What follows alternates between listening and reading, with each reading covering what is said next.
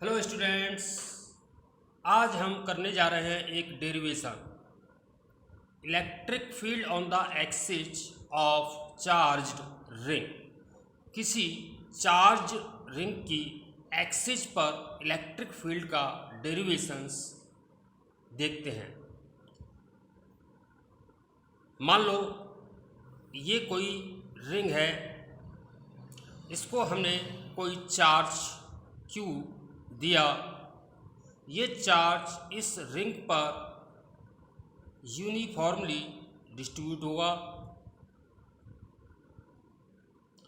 Suppose इस ring की radius a है एंड सेंटर O।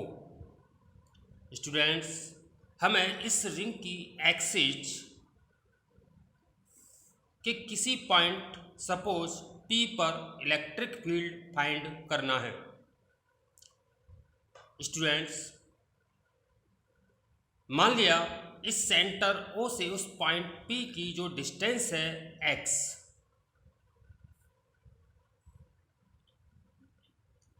तो स्टूडेंट्स, हमने पिछली वीडियो में देखा था कि किसी पॉइंट चार्ज की वजह से r डिस्टेंस पर इलेक्ट्रिक फील्ड का जो फॉर्मूला होता था वो होता था आपका 1/4πε0 Q अपॉन r स्क्वायर। ये चार्ज और इस डिस्टेंस, तो ये बच्चों आपको याद होगा।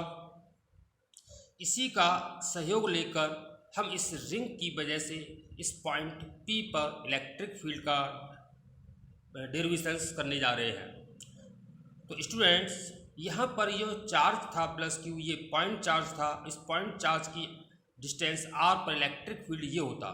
बच्चों, ये रिंग एक पॉइंट चार्ज नहीं हो सकती क्योंकि जो डिस्टेंस है x उस रिंग की रेडियस से ज़्यादा बड़ी नहीं है।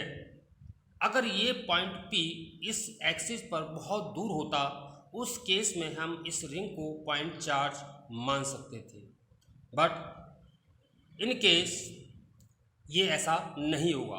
तो स्टूडेंट्स, इस रिंग की वजह से यहाँ इलेक्ट्रिक फील्ड फाइंड करने के लिए हमें इस रिंग पर एक पॉइंट चार्ज बनाना होगा। मान लो ये पॉइंट चार्ज ये है और इस पॉइंट चार्ज को हमने dq नाम दे दिया। इस पॉइंट चार्ज की वजह से इस पॉइंट पर एक इलेक्ट्रिक फील्ड जनरेट होगा, वो हम निकालते हैं। मान लो इस चार्ज से इस पॉइंट P की जो डिस्टेंस है वो r है। स्टूडेंट्स, अगर हम यहाँ पर एक टेस्ट चार्ज प्लस Q0 या पर यूनिट चार्ज इमेजिन कर लें तो हम देखते हैं कि ये भी पॉजिटिव है। ये चार्ज इस चार्ज को एक फोर्स लगाएगा, रिपेल करेगा इस डायरेक्शन में। और स्टूडेंट्स, ये मैं बता चुका हूँ कि जिस डायरेक्शन में फोर्स होता है उसी डायरेक्शन में इलेक्ट्रिक फील्ड का डायरेक्शन होता है। तो स्टूडेंट, इसकी वजह से इस पॉइंट पर, इस एलिमेंट की वजह से इस पॉइंट पर जो इलेक्ट्रिक फील्ड बनेगा वो सपोज DE है, जो फोर्स के डायरेक्शन में ही होगा। स्टूडेंट्स, इस इलेक्ट्रिक फील्ड के दो कंपोनेंट्स होंगे, एक वर्टिकल और एक हॉरिजॉन्टल। तो स्टूडेंट्स, अगर ये एंगल थीटा है तो करस्पॉन्डिंग एंगल ये भी थीटा होगा। और हमें इसका जो हॉरिजॉन्टल कंपोनेंट है जिस पर हम इलेक्ट्रिक फील्ड फाइंड करने हैं एक्सिस पर, तो वो आपका होगा बेस अपॉन हाइपोटेन्यूस।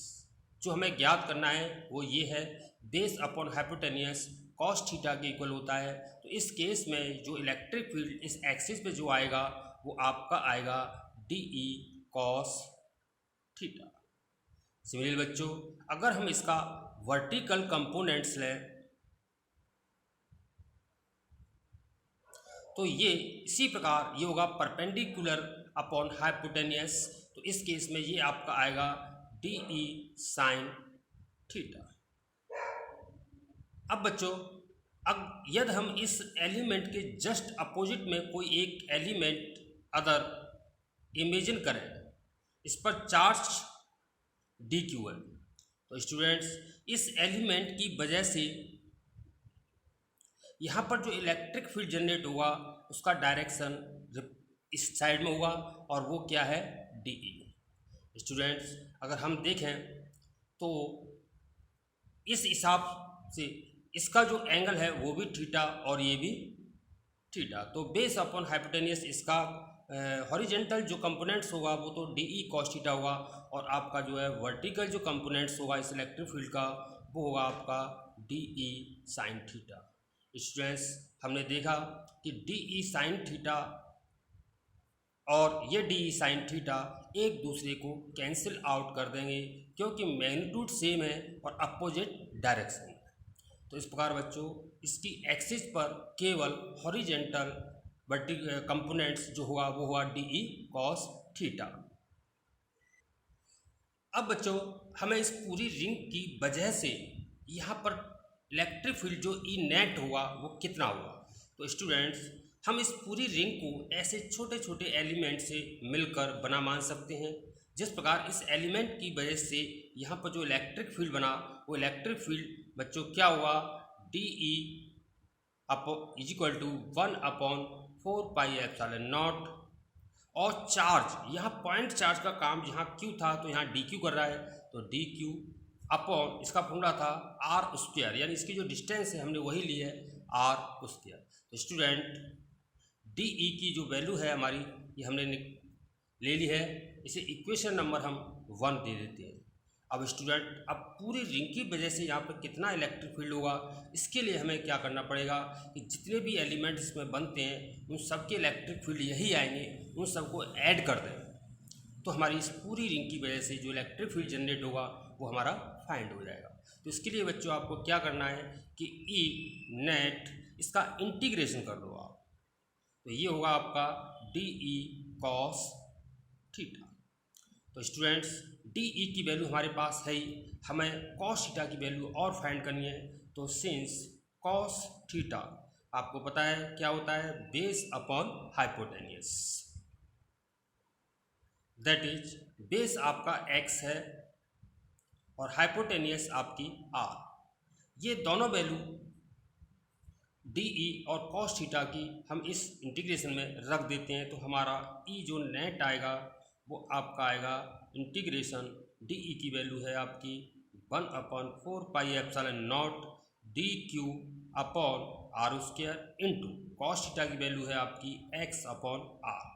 अगर हम इसका इसमें मल्टीप्लाई करते हैं या इसको बाहर निकाल लें तो आपका ये फॉर्मूला बनता है 1/4πε0 x/r³ इंटीग्रेशन आपका बचा DQ।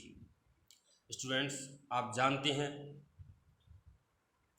कि जिस प्रकार आपने पढ़ा होगा 1dx का इंटीग्रेशन x होता है, सिमिलरली इस 1dq की रेस्पेक्ट में जब इंटीग्रेशन करेंगे तो इसकी इंटीग्रेशन जो आएगा वो आपका q आएगा। तो इस प्रकार ये हम लिख सकते हैं 1/4πε0 x/r³ इंटू q। इस प्रकार स्टूडेंट्स हमारा जो E नेट आया वो E नेट आया आपका 1/4πε0 qx/r³। तो ये था हमारा किसी रिंग चार्ज्ड रिंग की एक्सिस पर इलेक्ट्रिक फील्ड। बच्चों R की वैल्यू हम निकाल सकते हैं। R की वैल्यू आपकी कितनी आएगी कि आपको पता है हाइपोटेन्यूज का square is equal to perpendicular का स्क्वायर प्लस बेस का। तो परपेंडिकुलर हो गया आपका a² और बेस है आपका x²। ये जो वैल्यू है R हम इसके अंदर रख सकते हैं। तो ये हमारा E नेट आएगा 1/4πε0 qx/r। इस रूट को उठा के हम 1/2 पावर भी लगा सकते हैं तो ये हो जाएगा आपका a² x² और इसकी पावर 1/2 और इसकी पावर फिर 3 और है। तो इस प्रकार हमारा E नेट आएगा 1/4πε0 q/a² प्लस x² की वैल्यू हो जाएगी आपकी 3/2। तो इस प्रकार बच्चों ये था हमारा आज का डेरिवेशंस। कृपया नोट्स बनाएं और प्रैक्टिस ज़रूर करें। अगर बच्चों अगर आपसे सेंटर पर पूछे इलेक्ट्रिक फील्ड तो इसमें सेंटर का मतलब x की वैल्यू आपकी 0 हो जाएगी। एट सेंटर x वैल्यू 0 होने से, यहाँ पर 0 रखने से ई नेट भी आपका 0 ही आएगा। तो उम्मीद है ये वीडियो आपको बहुत पसंद आई होगी। लाइक करें, सब्सक्राइब करें एंड शेयर करें। थैंक्स।